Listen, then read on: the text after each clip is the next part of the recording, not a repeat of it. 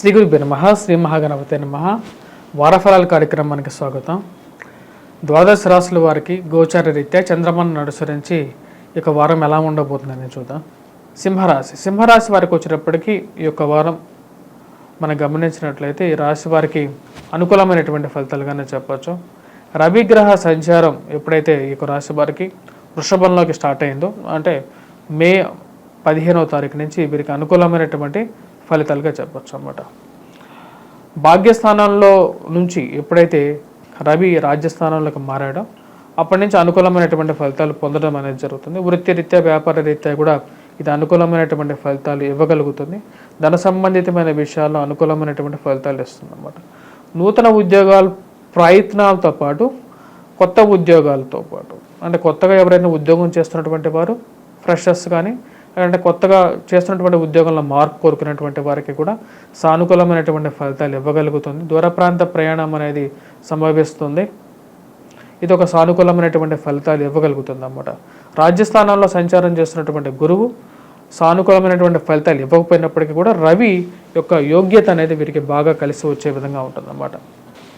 కానీ రాశి వారికి వచ్చినప్పటికీ అష్టమంలో సంచారం చేస్తున్నటువంటి గురువు, రాష్ట్రంలో సంచారం చేస్తున్నటువంటి రాహు, కుజుడు ఇద్దరు యోగ్యాన్ని ఇవ్వట్లేదు. జీవిత భాగస్వామి ఆరోగ్యాన్ని మరియు అదేవిధంగా ఈ రాశి వారి ఆరోగ్యాన్ని కూడా ఎక్కువగా దెబ్బతీస్తున్నారు అన్నమాట. ఆరోగ్యపరంగాను మరి అదేవిధంగా ఇన్వెస్ట్మెంట్స్ పరంగాను జాగ్రత్తగా ఉండాలి రాశివారు. భాగ్యస్థానంలో ఉన్నటువంటి గురువు గత సంవత్సరంలో యోగ్యాన్ని ఇచ్చినప్పటికీ ఇప్పుడు రాజ్యస్థానంలోకి గురు సంచారం అనుకూలమైనటువంటి ఫలితాలు ఇవ్వట్లేదు. మరి అదేవిధంగా రాహు నుంచి మనం చూసుకున్నట్లయితే సప్తమంలో శని సంచారం జీవిత భాగస్వామితో పాటు వ్యాపార భాగస్వామ్యాల్లో కూడా ఇన్వెస్ట్మెంట్స్ అనేది జాగ్రత్త అనేది ముఖ్యం. సో కాబట్టి ఇన్వెస్ట్మెంట్ చేసేటప్పుడు జాగ్రత్తలు అనేది తీసుకొని ఇన్వెస్ట్మెంట్స్ పెట్టుకుంటే అనుకూలమైనటువంటి ఫలితాలు వీరు పొందడం అనేది జరుగుతుంది అన్నమాట. వృత్తిరీత్యా వ్యాపార రీత్యా కూడా అనుకూలమైనటువంటి ఫలితాలు ఈ వారం నుంచి వీరు పొందడం అనేది జరుగుతుంది.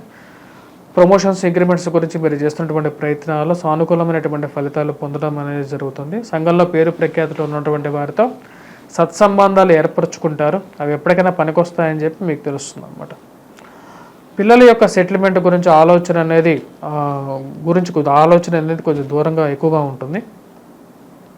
అసలు లైఫ్లో ఎలా సెటిల్ అవుతాం, ఎలా మనం ముందుకు వెళ్ళగలుగుతాం అనే ఆలోచన అనేది ఎక్కువగా ఉంటుంది అన్నమాట.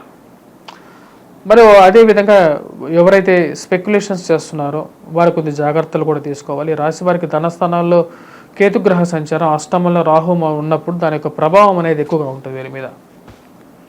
ఆ యొక్క విషయాల్లో జాగ్రత్త అనేది ముఖ్యం.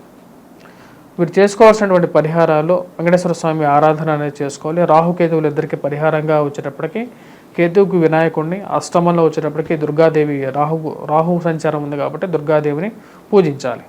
మరి వాటితో పాటు ఈ రాశి వారు వచ్చేటప్పటికి ముఖ్యంగా వైవాహిక జీవితంలో ఎవరైతే ఎక్కువ కష్టాలు పడుతున్నారో వారు వచ్చేటప్పటికి శనిగ్రహ సంచారం కోసం వెంకటేశ్వర స్వామి ఆరాధన అనేది చేయాలి. విద్యార్థులకి అనుకూలమైనటువంటి ఫలితాలే పొందడం అనేది జరుగుతుంది అన్నమాట.